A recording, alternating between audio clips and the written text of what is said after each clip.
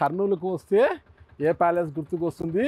తుమ్మలం గుత్తి వెంకటేష్ గారి యొక్క రాజ్మహల్. ఇది ఒక ప్యాలెస్ లాంటిది. ఈ రాజ్మహల్ ముందు నేను ఉన్నాను. ప్రస్తుతం ఈ రాజ్మహల్లోకి వెళ్తున్నాను. ఈ రాజ్మహల్ గురించి చెప్పాలంటే 32 సంవత్సరాల క్రితం నిర్మించిన మహల్ ఇది. చూడండి ఒక్కసారిగా కట్టడం అంతా చూడండి. 32 సంవత్సరాల ఇంటి నిర్మాణం అంటే ఇప్పట్లో మనం ఊహిస్తే ఎలా ఉంటుందో చెప్పండి. అంతా కూడా పాడుపడిపోయి, ఒకవేళ మిద్దలని కూడా పాతగా అయిపోయి, బిల్డింగ్ అంతా కూడా ఓల్డ్ అయిపోయి, పెయింటింగ్స్ కొట్టినా కూడా అలాగే పాతపడిపోతుంది.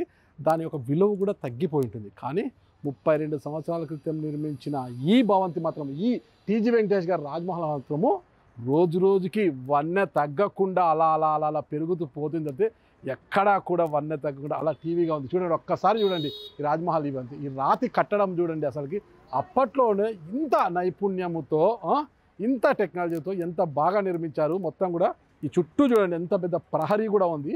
ప్రహరీ కూడా మొత్తం కూడా ఇదంతా చూడండి. మొత్తం కూడా ఇటు అటుగా తీసుకుంటే ఇక లోపలికి వెళ్తే అబ్బబ్బబ్బబ్బ మనం చెప్పలేమండోయ్.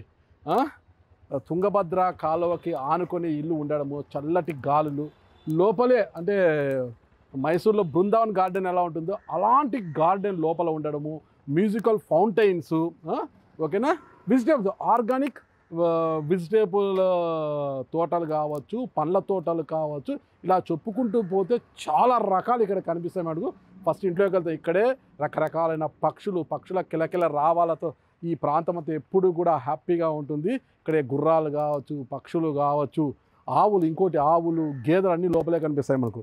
మా సాధారణంగా అందరూ కూడా పాలు కొనుక్కొని తాగుతారు. కానీ టీజీ వెంకటేష్ గారి కుటుంబం మాత్రము వారి యొక్క కాంపౌండ్లో ఉన్న గేదెలు, ఆవుల నుంచి చిన్న పాలను మాత్రమే తాగుతుంటారు. పాల పదార్థాలను వారు సేవిస్తారు. లోపలికి వెళ్ళి మీకు అన్నీ కూడా చూపిస్తాను. నన్ను ఫాలో కానీ రండి.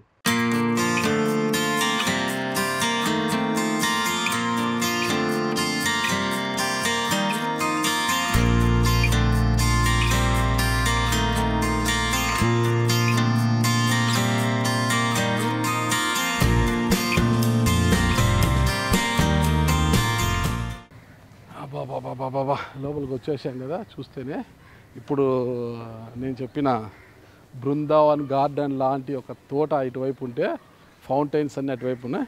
ఇక కుడివైపు చూస్తే చూడండి ఈ మహల్ చూడండి. రాజ్మహలేనండి అసలుకి. చూస్తే ఒక రకంగా చూస్తే ఇది తాజ్మహల్ లాగా కూడా కనిపిస్తుంది. కట్టడము, ఈ విశాలమైన ప్రాంగణము, కార్లాడ పార్కింగ్, ఇవన్నీ మనకు చూస్తే బాబా అసలుకి మాటలో వర్ణించలేము. లోపలికి వెళ్ళి చూస్తే తప్పితే మీకు అర్థం కాదు. ఈ భవంతి లోపల ఉన్న అందాలు ఎలా ఉంటాయో, ఎంత చక్కగా తీర్చిదిద్దబడ్డాయో, ఆకృతులు కావచ్చు, ఆ కళాఖండాలు కావచ్చు, ఏవైనా కూడా దేనికదే ఆహా ఓహో అనిపిస్తుంది. మీకు చూపిస్తా. గతంలో నేను ఒక ఛానల్లో పనిచేసినప్పుడు చూపించాను. కానీ దానికి మరింత మెరుగులు దిద్దారండోయ్.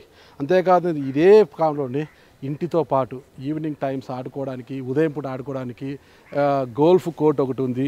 లోపలే shuttle court, indoor shuttle court, table tennis, spa centre, A to Z. ఇది లేదు, దీనికోసం బయటికి వెళ్ళాలి. జిమ్ సెంటర్తో పాటు A to Z ఇక్కడే అన్నీ ఉన్నాయి. అన్నీ మనం ఒకసారి చూసేద్దాం. ఇప్పుడు ఇలా వెళ్ళొద్దాం మనము.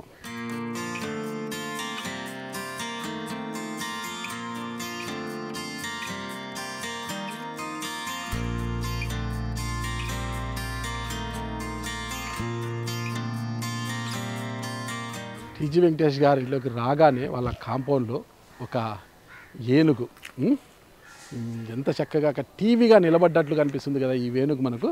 ఓకే, ఈ ఏనుగు ఇదంతా కూడా మనం చూస్తేనే ఇవన్నీ కూడా పండ్ల తోటలు. టోటల్గా సేంద్రియ ఎరువులతో మాత్రమే, రసాయన ఎరువులు కాకుండా సేంద్రియ ఎరువులతో మాత్రమే ఈ తోటలన్నింటినీ కూడా ఇక్కడ పండిస్తున్నారు. మొత్తం కూడా అటువైపు కూరగాయల సాగు, ఇటువైపు పండ్ల తోటలు, ఇవన్నీ ఉన్నాయి. అరుదైన పండ్లు కూడా.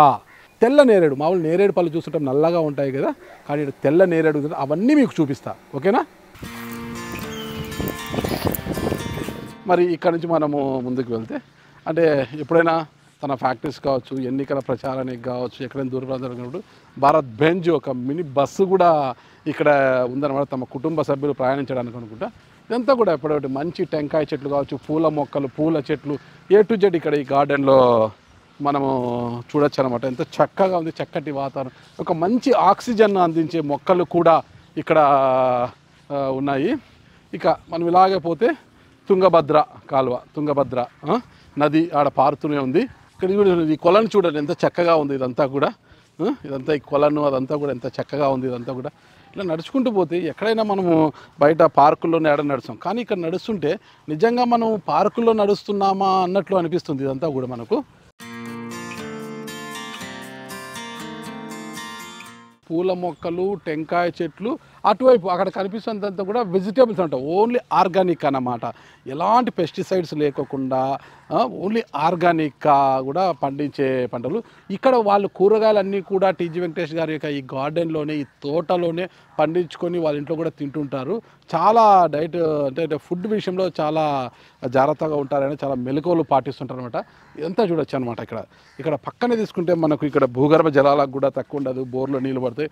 చూడండి ఇక్కడే మొత్తం కూడా ట్యాంక్స్ కావచ్చు, తుంగభద్ర నది పారుతున్న విషయం కావచ్చు చూడొచ్చు. దానికి ఆనుకొని ఇల్లు ఉండడం కూడా ఎంత హ్యాపీ, ఎంత మంచి ఆక్సిజన్ వస్తుంది, ఎంత కూల్గా ఉంటుంది అసలుకి. ఒకసారి ఈ ప్రహరీ చూడండి ఎంత పెద్దగా ఉందో. మైసూర్ మహారాజా ప్యాలెస్ మనం వెళ్తే ఎలా కనిపిస్తుందో అలాగే ఇదంతా మనకు కనిపిస్తుంది. ఆ ప్రహరీ అంతా కూడా రాతి కట్టడం, అదంతా అంత డిజైన్. ఇక్కడ నుంచి ఒక్కసారి మనము టీజీ గారి యొక్క ప్యాలెస్ను చూస్తే అనిపిస్తుందండి. 4 వైపులు 4 డూములు కనిపిస్తాయి మనకు, 4 వైపుల ఇంటికి చాలా చక్కగా కనిపిస్తుంది మనకు. ఒక్కసారి అలా ఆ మార్గంలో నడుచుకుంటూ వెళ్దాం మనము. ఇప్పుడే తెలుసుకున్నాను నేను ఇక్కడ అంటే వెజిటేబుల్స్, ఒక కూరగాయల పండ్ల తోటలే కాకుండా, కూరగాయల తోటలే కాకుండా అటువైపు పళ్ళు పూలు ఉండే తోటలను కూడా మొక్కలు సాగు చేస్తున్నారు, తోటను సాగు చేస్తున్నారు ఇక్కడ.